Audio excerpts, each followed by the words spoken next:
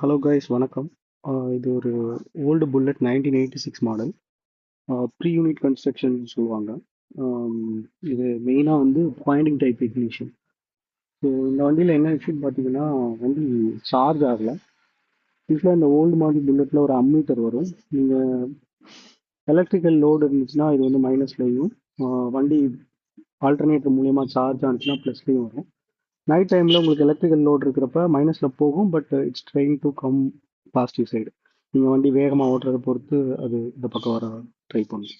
So இதில் வந்து பார்த்தீங்க, நான் எக்ஸாம்பிளுக்கு இப்போ சாய் போட்டிருக்கு, நான் இப்போ இண்டிகேட்டர் போட்டேன்னா இது ஜஸ்ட்டு மைனஸில் போயிட்டு போயிட்டு வருது பாருங்க. ஸோ இந்த மாதிரி நடக்கும். இதே வண்டி சார்ஜ் ஆனிச்சுன்னா இது வந்து ப்ளஸில் போகும். இப்போ பேட்டரி சார்ஜ் ஆகலை அப்படின்னா நீங்கள் இந்த அம்மீட்டரை வச்சு ஈஸியாக பயன்படுத்திக்கலாம். ஸோ ஆனால் யூஸ்வலாக ப்ளஸ்லேயே போகலை அப்படின்னா கொஞ்ச நேரத்தில் பேட்டரி ட்ரைன் ஆகிடுச்சுன்னா அதுக்கப்புறம் வெஹிக்கிள் வந்து ஸ்டாப் ஆகிடும். ஏன்னா இதில் வந்து இக்னிஷன் சிஸ்டம் பார்த்தீங்கன்னா பாயிண்டிங் டைப் இக்னிஷன் சிஸ்டம் சொல்லுவாங்க. ஸோ இந்த இதில் வந்து பேட்டரியோட சப்போர்ட்டில் மட்டும்தான் இந்த இக்னிஷன் சிஸ்டம் வந்து ஒர்க் ஆகும். பட் இந்த வெஹிக்கிள் வண்டி ஸ்டார்ட் பண்ணும்போது ரன்னிங்கில் இது வந்து சார்ஜ் ஆக மாட்டேது. ஸோ தட் மீன்ஸ் ஆல்டர்னேட்டரில் ப்ராப்ளமாக இருக்கலாம், இல்லை ரெக்டிஃபையரில் ப்ராப்ளமாக இருக்கலாம். இதில் நான் ஆல்ரெடி இஷ்யூ ஐடென்டிஃபை பண்ணிட்டேன். ரெக்டிஃபையர் தான் ப்ராப்ளம். ஸோ இதுதான் ரெக்டிஃபையர்.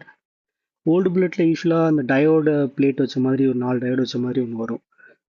பட் இது வந்து கொஞ்சம் சிம்பிளிஃபைடு வெர்ஷன். நார்மலாக எல்லா எலக்ட்ரானிக் ஷாப்லேயும் இது கிடைக்கும். இது யூஸ்வலாக இண்டக்ஷன் ஸ்டவ்ஸ்க்கு யூஸ் பண்ணுறது. ஸோ இது 35 ஆம்ஸ் ரெக்டிஃபையரு. இது நீங்கள் நார்மலாக கேட்டிங்கன்னா ஒரு 50 ரூபீஸ்க்கு உங்களுக்கு கிடைக்கும். இதோட பின் கான்ஃபிகரேஷன் பார்த்தீங்கன்னா ரொம்ப சிம்பிள் தான். நீங்கள் அந்த பழைய டயோட் மாதிரியே இது கொஞ்சம் நீங்கள் ஹார்ன் பின்னை யூஸ் பண்ணி அழகாக பண்ணிக்கலாம். பாசிட்டிவ் இருக்குது, அதோட டயகனலாக இருக்கிறது நெகட்டிவ். இந்த சைடு ஏசின்னு போட்டிருக்கும், ஏசியோட டயகனலாக இருக்கிறது ஏசி அவுட்புட். இந்த இதில் இருக்குது பார்த்தீங்கன்னா ப்ளஸ் இருக்குது. இந்த ப்ளஸ்ஸோட டயகனலாக இருக்கிறது கிரவுண்டு, ஐ மீன் பேட்டரி கிரவுண்டு, பேட்டரி பாசிட்டிவ். இது ரெண்டும் ஏசி ஆல்டர்னேட்டர்லேருந்து வர ஒயரை வந்து இன்ஜினியரிங் இது பண்ணணும். இந்த வெஹிக்கிளுக்கு ஒயரிங் நான் தான் பண்ணேன், இந்த பைக்கு. ஸோ இந்த எல்லோ இருக்குது பார்த்தீங்கன்னா, இது ரெண்டும் தான் வந்து நீங்கள் பார்த்தீங்கன்னா தெரியும், இந்த டயகனலில் இருக்கும். ஸோ இது ரெண்டும் ஏசி. இது வந்து பேட்ரி ப்ளஸ்ஸு, இது வந்து பேட்ரி கிரவுண்டு. ஸோ நீங்கள் இதுவும் யூஸ் பண்ணலாம். எனக்கு தெரிஞ்சு நல்லா லைஃப் வருது, இது ஓரளவு பிரச்சனை எதுவும் இல்லை. அந்த பழைய ரெக்டிஃபையருக்கோட சைஸ் வந்து கொஞ்சம் பெருசாக இருக்கும், இது கொஞ்சம் காம்பேக்டிவாக இருக்கும். நீங்கள் ஒரு ஹார்ன் பின்னை வச்சு கூட அழகாக கான்ஃபிகர் பண்ணிக்கலாம் பழைய வீட்டில். ஸோ இப்போ நம்ம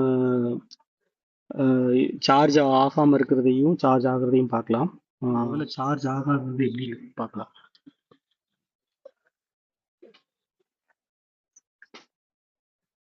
வெஹிக்கிள் இப்போ ஸ்டார்ட் ஆகும், ஏன்னா பேட்டரியில் கொஞ்சம் பவர் இருக்குது. ஸோ அதனால் வெஹிக்கிள் வந்து ஸ்டார்ட் ஆகும்.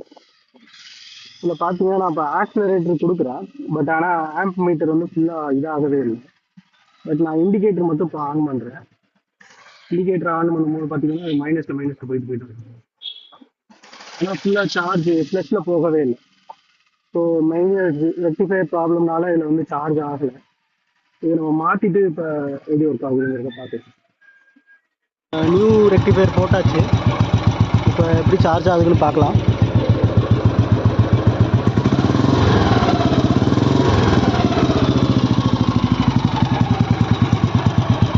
ஜஸ்ட் இந்த நியூ ரெக்டிஃபையரை நம்ம ப்ராப்பராக அசம்பிள் பண்ணிட்டு வெஹிக்கிளை ready to use. Thanks for வாட்சிங் கைஸ்.